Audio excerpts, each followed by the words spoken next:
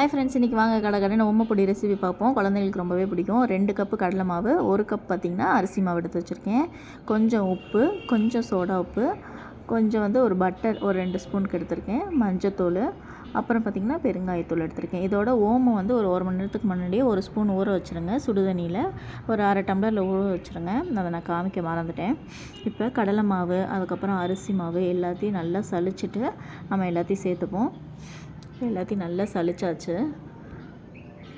ஒன்றா சலிச்சு வச்சுக்கிட்டிங்கன்னா ரொம்ப நல்லா சாஃப்டாக இருக்கும். மொறுமொறுப்பாகவும் இருக்கும், சாஃப்டாகவும் இருக்கும். பட்டரும் போட்டாச்சு. பட்டர் எதுக்குன்னா அந்த சாஃப்ட்னஸ் கொடுக்க, கடுக்குன்னு இல்லாமல் இருக்கும். நான் இதில் ஓம தண்ணி ஊற்றிருக்கேன்.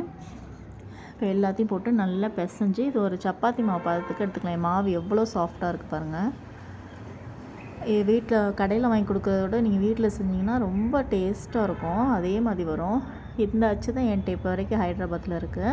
நம்ம ஊரில் பார்த்திங்கன்னா அந்த இடியாப்ப கட்டையில் அதாவது கட்டையில் இருக்கும் பார்த்திங்களா, அதில் புழிஞ்சிங்கன்னா இன்னும் சூப்பராக இருக்கும். இதில் கூட கொஞ்சம் கண் பெருசாக இருக்குது.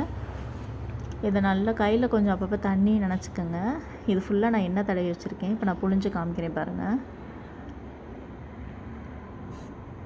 கொஞ்சம் ஹைட்டில் வச்சே புளியணும். ஏன்னா நீங்கள் புளியும் போது அடுப்பை சிம்மில் வச்சுக்கோங்க. மேலே கையில் ஆவிப்படும். அப்புறம் நீங்கள் கொஞ்சம் கூட வச்சுட்டு அடுத்தடுத்து நீங்கள் கொஞ்சம் கொஞ்சமாக செஞ்சு பார்த்தீங்கன்னா ஒரு 2 டம்ளர் கடலை மாவு போட்டு ஒரு 3/4 டம்ளர், அரை டம்ளர் கூட அரிசி மாவு போட்டு நீங்கள் செஞ்சு பாருங்கள். முதல் முறை எல்லாத்தையுமே கொஞ்சம் கொஞ்சம் போட்டு செஞ்சு பாருங்கள். சூப்பராக இருக்கும். பார்க்கவே எவ்வளோ அழகாக டெம்ப்டிங்காக வந்திருக்கு பாருங்கள். இதோட பார்த்திங்கன்னா நான் மிக்சரும் செஞ்சு பார்த்தேன். அதுவும் ரொம்ப நல்லா இருந்துச்சு. அந்த ரெசிபி நான் ஒரு நாள் உங்களுக்கு போடுறேன். இந்த மாதிரி சின்ன சின்ன விஷயங்கள் சிம்பிளான வீடியோஸாக பார்க்க மறக்காம பேஜை சப்ஸ்கிரைப் பண்ணிக்கோங்க. கடையில் வாங்குறத விட வீட்டில் செஞ்சால் ரொம்பவே நல்லாயிருக்கும்.